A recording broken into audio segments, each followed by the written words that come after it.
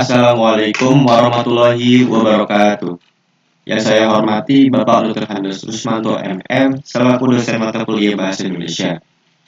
Perkenalkan, nama saya Dwiki Kurniawan dengan NIM 011102232235 dari program studi Teknik Informatika Rombel TI 08. Saya akan mempresentasikan karya tulis ilmiah saya yang berjudul Pembuatan Proyek Situs Web Mata Kuliah Pemrograman Web menggunakan CSS Framework.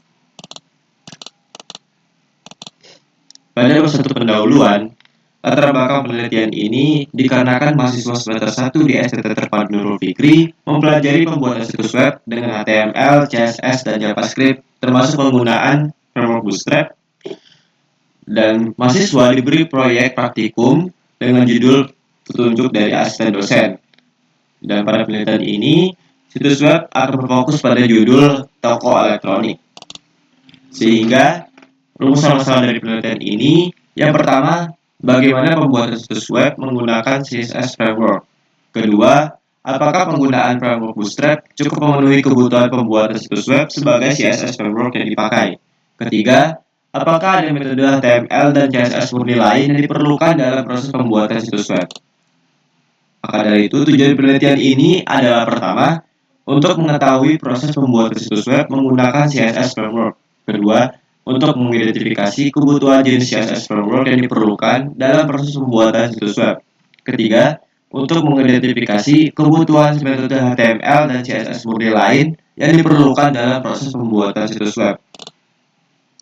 Dan batasan masalah dari penelitian ini akan membatasi jenis situs web yang dibangun dengan fokus pada kebutuhan pembelajaran yang sudah diajarkan saja. Dan pembangunan situs web terbatasi oleh template framework. Selanjutnya adalah bab 2 kajian literatur. Yang pertama, situs web. Situs web atau website adalah dokumen yang tersimpan dalam web server yang memiliki jenis dan topik tertentu. Pada umumnya, situs web merupakan kumpulan halaman web yang saling terhubung dan berkas-berkasnya saling terkait. Dan situs web juga dapat dibuka melalui browser. Kedua, framework. Framework adalah kerangka kerja. Framework juga dapat diartikan sebagai kumpulan skrip, terutama class dan function, yang dapat membantu programmer dalam menangani berbagai masalah. Di antaranya adalah koneksi ke basis data, pemanggilan variabel, file, dan lain-lain sehingga developer bisa lebih fokus dan lebih cepat membangun aplikasi. Framework juga dapat dibayangkan seperti penggunaan template dalam berupa kode-kode HTML dan CSS serta JavaScript yang dapat mempercepat para developer dan membantu. Ketiga, Bootstrap. Bootstrap adalah framework untuk membuat situs web responsif secara mudah dan cepat dengan berbasis bahasa pemrograman HTML, CSS, dan JavaScript. Jadi Bootstrap ini termasuk framework CSS. Selain Bootstrap, ada lagi seperti Tailwind dan lain-lain. Cuma dalam penelitian ini akan berfokus pada Bootstrap. Selanjutnya adalah bab 3 metodologi penelitian. Pertama, tahapan penelitian. Tahapan penelitian yang pertama adalah identifikasi kebutuhan, melibatkan analisis kebutuhan dan tujuan proyek. Kedua, pembuatan situs web, mencakup penulisan kode-kode pemrograman. Ketiga, pengujian tampilan situs web dengan mengevaluasi responsive design web dan kinerja situs web pada berbagai perangkat. Keempat, evaluasi dan pembahasan. Dengan memperinci hasil analisis, mengidentifikasi kendala yang mungkin muncul, dan mengusulkan ide perbaikan atau pengembangan metode. Kedua ada metode pengumpulan data. Pengumpulan data dilakukan melalui observasi situs web yang berkaitan dengan toko elektronik seperti situs web LG, Sharp, dan lain-lain. Identifikasi kebutuhan diperoleh melalui observasi langsung terhadap situs web toko elektronik dan pengamatan terhadap tujuan serta parameter proyek. Ketiga, metode analisis atau pengolahan data. Analisis identifikasi kebutuhan, merinci tujuan dan spesifikasi. Pembuatan situs web dianalisis dengan membandingkan kode-kode CSS Framework. Pengujian melibatkan analisis responsive design web pada berbagai perangkat. Evaluasi mencakup analisis hasil proyek, kendala yang muncul, dan ide perbaikan lebih lanjut. Bab 4, analisis dan pembahasan. Dalam analisis, yang pertama adalah identifikasi.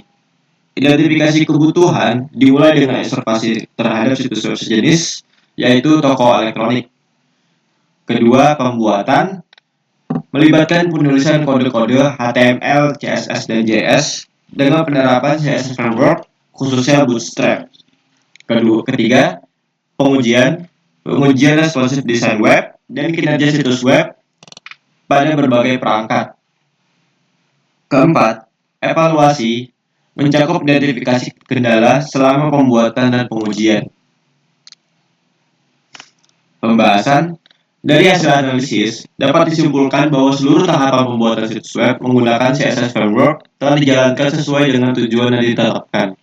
Pembahasan melibatkan analisis keseluruhan hasil proyek, mengidentifikasi keberhasilan dan kendala yang muncul, serta merumuskan ide perbaikan atau pengembangan lebih lanjut. Dengan merinci setiap tahapan, pembahasan ini memberikan gambaran komprehensif terkait proses dan hasil dari proyek pembuatan situs web menggunakan CSS Framework, sekaligus menjawab rumusan masalah yang diajukan. Bab 5, kesimpulan dan saran. Kesimpulan dari penelitian ini adalah pembuatan situs web dengan CSS Framework, khususnya Bootstrap, berjalan baik. CSS Framework menyederhanakan proses dan meningkatkan responsivitas desain. Meskipun kendala di pembuatan konten, evaluasi menunjukkan situs web tetap memenuhi kebutuhan dan pengguna puas dengan penerapan CSS Framework, yaitu Bootstrap. Maka dari itu, saran dari penelitian ini disarankan untuk tingkatkan pelatihan konten dan eksplorasi fitur CSS Framework, khususnya Bootstrap. Penelitian lebih lanjut diperlukan untuk mengembangkan penerapan CSS Framework pada proyek web mendatang. Sekian presentasi dari saya, kurang lebihnya mohon maaf. Terima kasih. Wassalamualaikum warahmatullahi wabarakatuh.